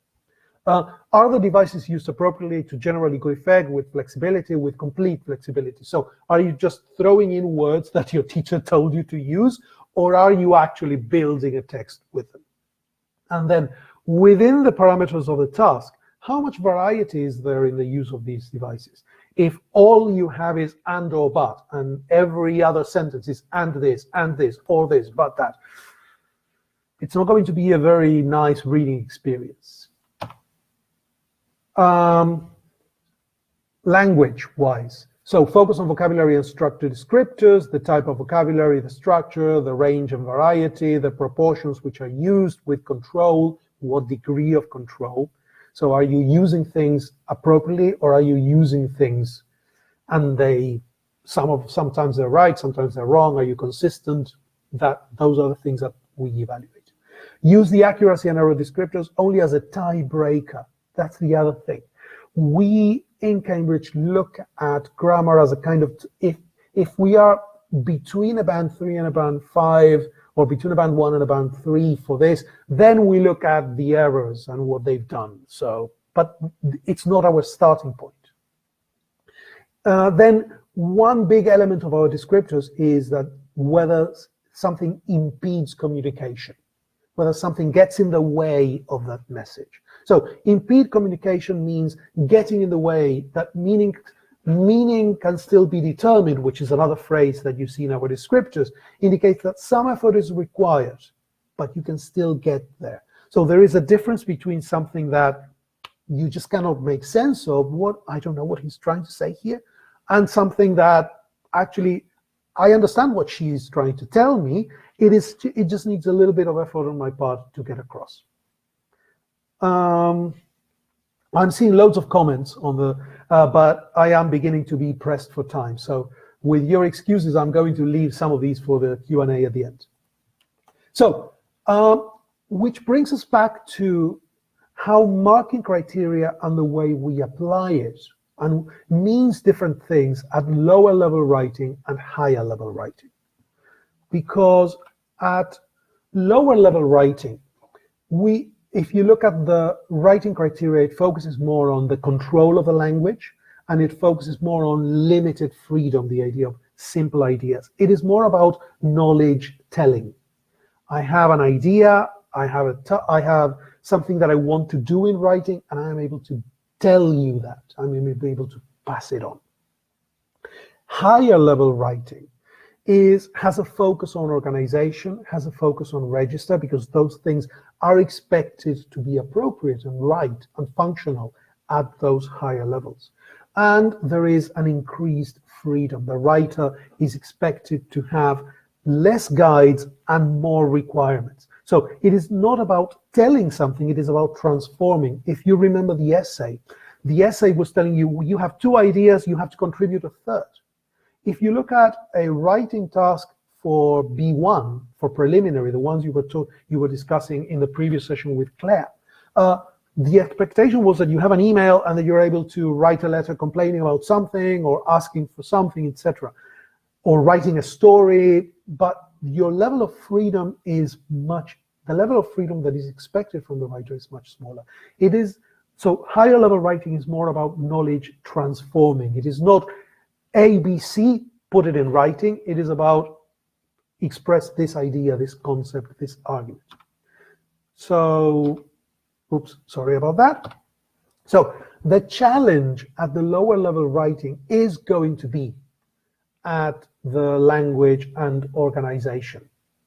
But the higher level writing, we are going to see more challenges, more demands at the communicative achievement area. The fact that you are expected it is expected that by this time you are already able to put an idea across in writing, but what is actually going to define the quality of a piece of writing that is of that standard has more to do with the areas of communicative achievement, of being appropriate for that particular context, in that particular tone, that particular reader, that particular format and genre of writing. So let's look at the communicative achievement ladder for a second. And by the way, this is why one thing that has consistently come up in the chat box is the fact that the essay is a challenge. The essay is a challenge not because we at Cambridge hate people or because we are asking you, your learners, to write impossible essays, but because the essay, the argumentative writing that is the essay, is a demanding writing genre. It is expected, especially if you're doing C1, you're probably thinking about going to university or academic or professional writing. But in those kinds of things, the essay is an absolutely essential style of writing. You cannot go to university or be a professional without being able to do argumentative writing. And that is what the CFR is trying to do, and that is why you have that in the descriptors. But the essay is challenging because as a genre, it is demanding you to be writing in a very artificial and formal formula. It is asking you to manage complex ideas, to articulate them in different ways. The fact that we are writing in English has to do with that, because my first language is Spanish. Your first language for most of you is going to be Russian, probably. And we know, because we are bilingual or plurilingual, that in different languages there are different writing styles. In Spanish, we don't really do that thing where you have one paragraph for one idea and the topic sentence. We are much more Latin, much more fluid. You look at a Spanish piece of academic writing, especially one done in Latin America, and the ideas are kind of going in and out. It's a bit more like the French style, which is more florid. In Russia, you have an amazing writing tradition that goes back hundreds and hundreds of years, which is different from the English essay. However, we are training people who want to be writers in English, and the genre of the essay is demanding you to write in very specific ways, which are artificial. They are not natural. You don't see an essay in the forest.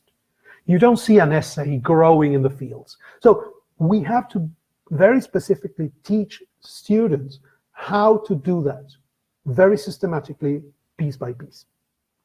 So anyway, coming back, the communicative achievement ladder, just to wrap up the idea of what makes that difficulty. This is what bands 1, 3, and 5 in the communicative achievement criteria describe. So uses, and another thing is, this is what the C1 bands looks like. A constant in all of our exams, by the way, is what I have pointed out with the arrows. A band 3 for B2 is a band 1 for C1. A band 5 for B2 is a band 3 for C1, the exact same descriptor. Now, and that is what builds what we call the laddering, the progression of writing. So uses, if you look at what makes the difference, we have the change. Everybody is expected to use the conventions of the communicative task. I mean, they're built incrementally. But we go from you doing it in generally appropriate ways in band 1 of B2 to doing it to hold the target reader's attention and communicate straightforward ideas.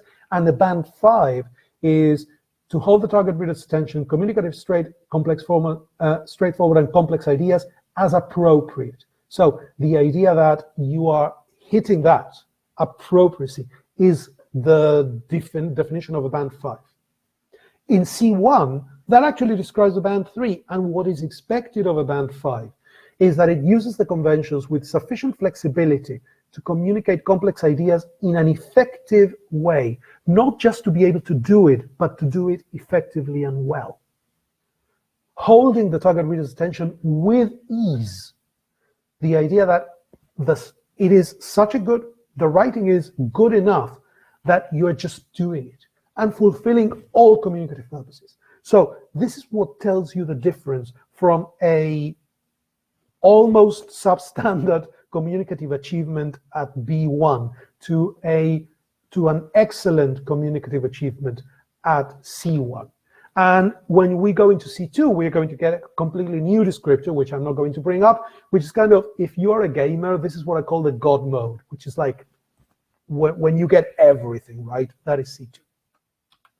Anyhow, how can we help at Cambridge? What can we do for you? Some of those things you have already discussed with Claire, so I am not going to spend a lot of time working on these, which are the teacher guides. You have already talked about the teacher guides for A2, B1, but we have guides for B1 and also for C1 and C2.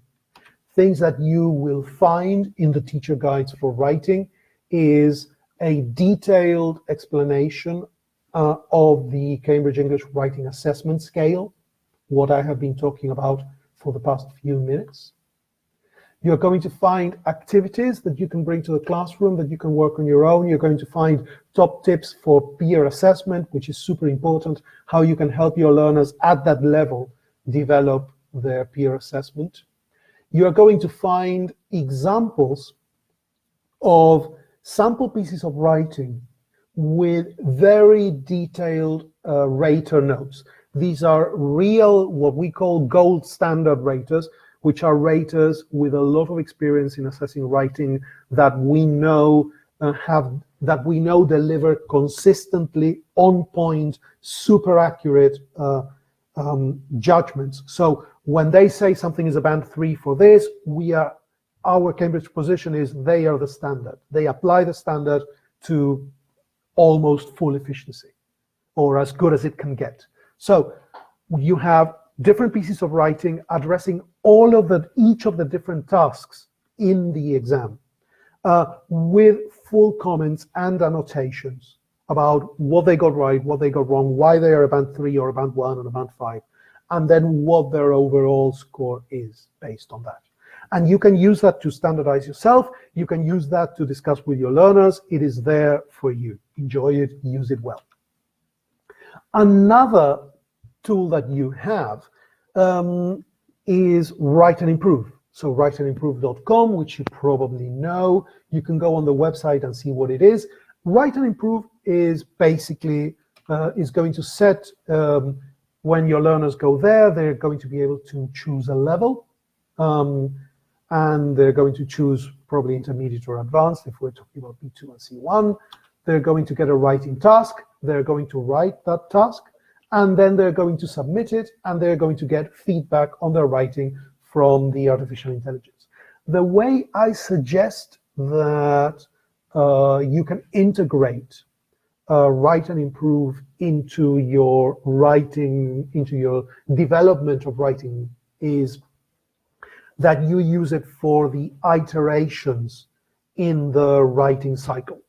Basically, the way, a very constructive way of using it would be to give your students a task that is in Write and Improve, and then to send them to do it in Write and Improve, to submit it, to look at the score that they get from the AI, to improve it, submit it again, improve it, submit it again.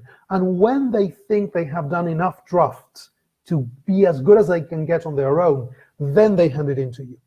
And if you use the teacher view, the class view of Write and Improve as a teacher, which is something that, well, you can find out more about on the website, or I'm sure my colleague Julia and the team are going to be able to give you a lot of information about, you can actually see as a kind of class what your learners are doing, how many drafts they have submitted, you can see the feedback, you can see the tasks, you can see all of that. But the great thing is that they can do the iteration part with Write and Improve, and then give you a third, fourth, fifth draft, or maybe second, if you're lucky, of the piece of writing, so that they have the chance to cycle through different versions, see how they can improve it, and then send it on to you. So that kind of concludes what I wanted to share with you today. I think, Julia, we are kind of running short of time, but there may be time for a couple of questions from the chat box, or to go back to some things. Is there anything lingering there that you feel we could be looking at? I see lots of thank yous, so much appreciated. And there were lots of comments in the chat about the essays and what things make for a good essay. As I mentioned before, the essay is a format that, if you are training students of this at this level, it is definitely perhaps the single biggest thing you can do for them. Because the essay as such is an end in itself. It's kind of a big deal. You have to be able to write an essay. But also because being able to, working on the mechanics of an essay is a great way of being aware of the mechanics of any piece of writing. It is such a structured, artificial way of doing things. Artificial, not in the sense that it's bad, but in the sense that it has lots of rules that you need to follow. Like, you have to structure one paragraph per topic, you need a topic sentence, you need to develop, you need to conclude, you need to do this, you need to do that. There are formulas, there is specific vocabulary, all kinds of things. That if you get that right, a learner that gets that is going to automatically start noticing that the same kind of artificial mechanics work in any kind of writing. From a short story to an email to a WhatsApp message. Everything is artificial, everything has rules, everything has register, everything is constructed. And an essay is a great way for a C1 learner to look back and say, hey, I've been doing this all along. And that is communicative achievement. Is there anything else that came up on the chat box that I'm forgetting, Julia? Thank you, Pablo. I cannot find any questions. There was one question about Pen Friends. The participants asked us to share the link to this website, so I'm sharing the link to Pen Friends. And there is a question, a new question from Ekaterina. On a higher levels, what is more valued, content or grammar in essays? There is, can you see this question? Yes. In the chat box. Okay.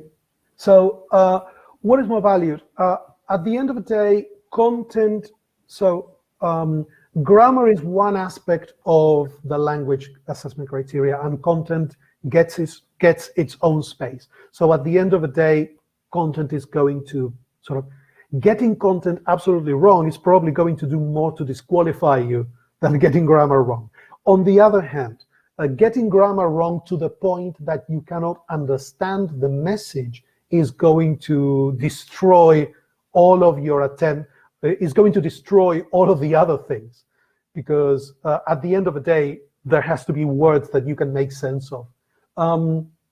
So it is about a balance, and it is difficult to say choose, but at the end of the day, content is probably slightly more important than the others, in the sense that if all of the others are right, but you are not doing the task, which is what content is evaluating, it doesn't really matter.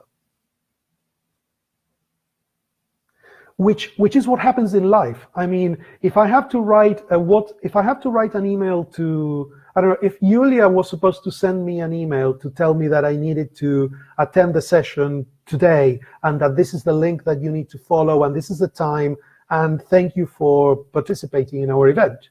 And she sent me the message, but there was no link and the time was wrong.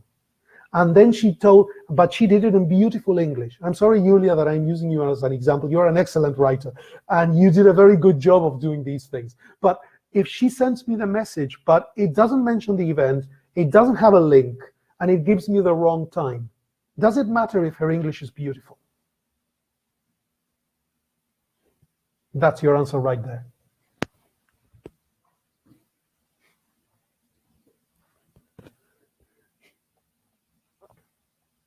So thank you, most welcome for all of your appreciation. Grammar shouldn't bother you a lot if you take B2 or C1, says Irina.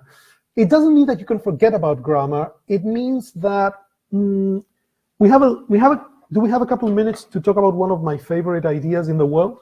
One of my favorite ideas, and one idea that I think is super important in teaching, is actually a concept that comes from mathematics, which is an asymptote curve.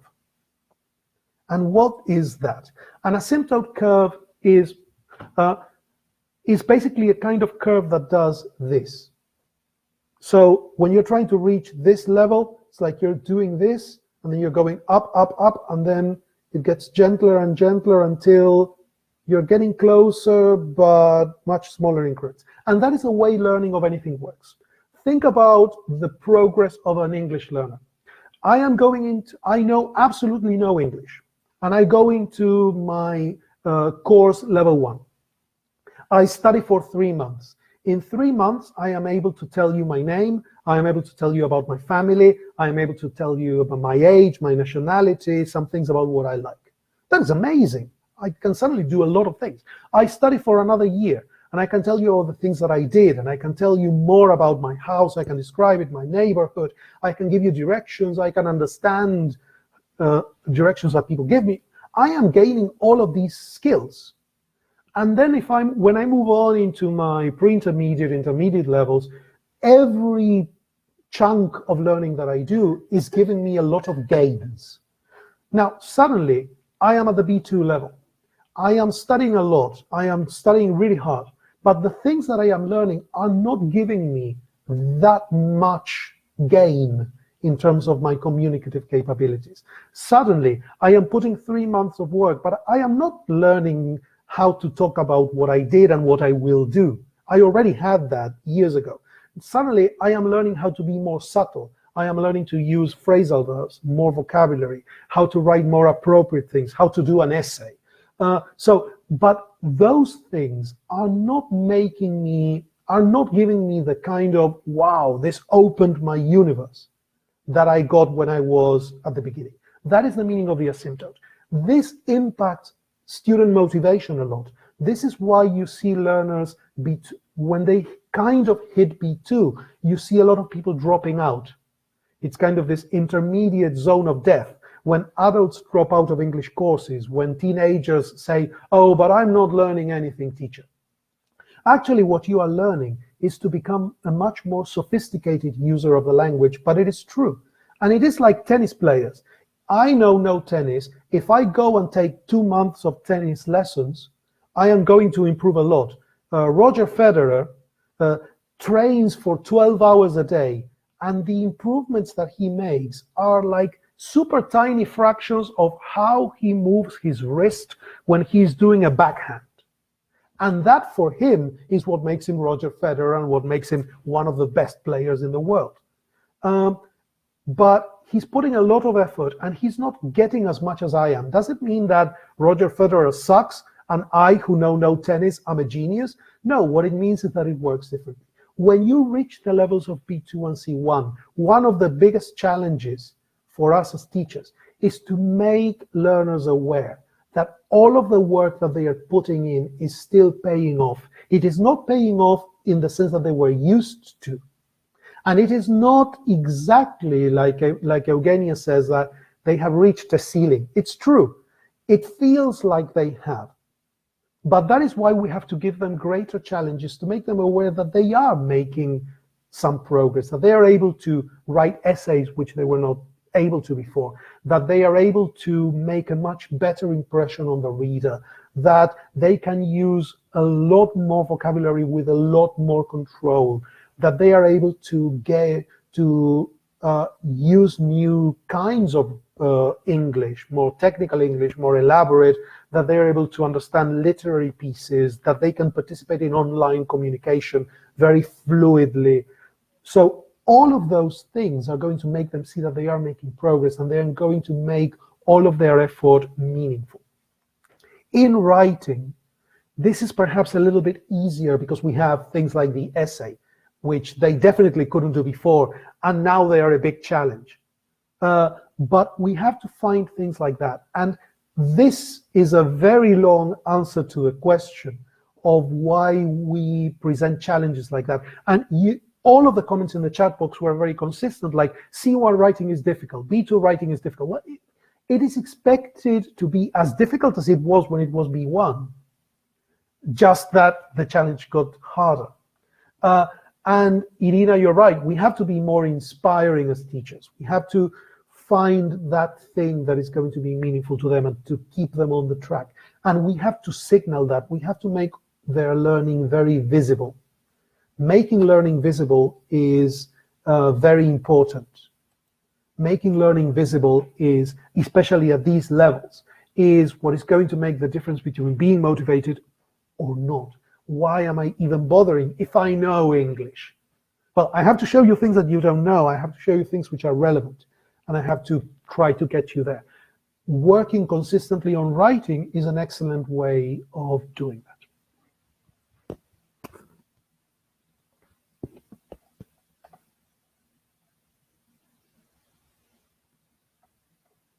Patience and efforts are required to go through this ordeal, but it really pays off. Well, I wouldn't call it an ordeal. I really like that. I mean, I have to say, one of the things that is also motivating is a challenge. A challenge is motivating.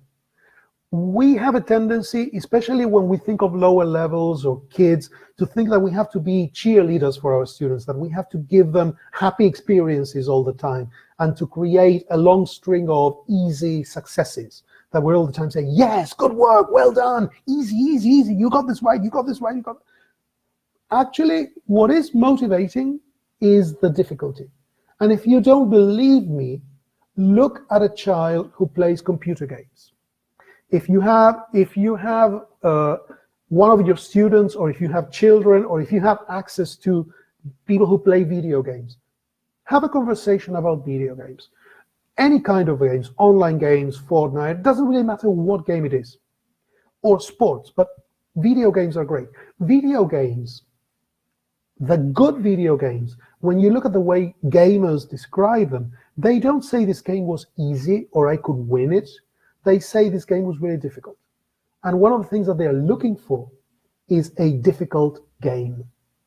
A difficult game that is going to keep them on their toes. And actually, the really difficult games get great reviews and have massive audiences. So having what is called this kind of Goldilocks difficulty is the key. Something that is not so easy that, why do I do this? That is not so hard that it is discouraging because it is impossible to do. And in the challenges that we present our students in writing, we have to be very careful also with that. If you show a great essay to your B2 learners that have never done an essay, and you say, okay, now do one of these. It's like, now I have to climb Mount Everest or something. I cannot do this. But you can make this more accessible if you give them something easier and then something a little bit harder, always working like at the level of what you can do, but one more. Again, channeling my inner Vygotsky, the zone of proximal development. But anyway, time is of the essence, and Julia, you will probably be expecting me to wrap up by now. So I thank you very, very much for joining us today, and thank you very much for sharing your questions, for your challenging questions. That was really and great. Julia, once again, for the Enjoy invitation. Thank you the so day. much. So it's still have a great morning rest there. of the day. Thank you. Goodbye. Dear colleagues, So I would like to thank you all for joining our Cambridge Back to School conference. I'd like to remind you that this webinar was recorded and it will be added to our YouTube channel, Cambridge Assessment English Russia. Usually it takes us a couple of days to prepare the recording and to convert it and add to the YouTube channel. So follow the link that I'm sharing in the chat box and subscribe to our channel. Thank you for your lovely comments. Thank you so much. So please don't forget to follow us on social media. Here is the information about our social media channels: Instagram, VK, YouTube, Facebook, the link to our website. So on social media, we have lots of great content, and from time to time, we have some interesting online contests and challenges for teachers and learners. So thank you very much, and within 1 week we will share the your certificates of attendance. So you are such a great audience. Thank you. I'm closing this webinar. See you in September, I think. Good luck. Bye-bye.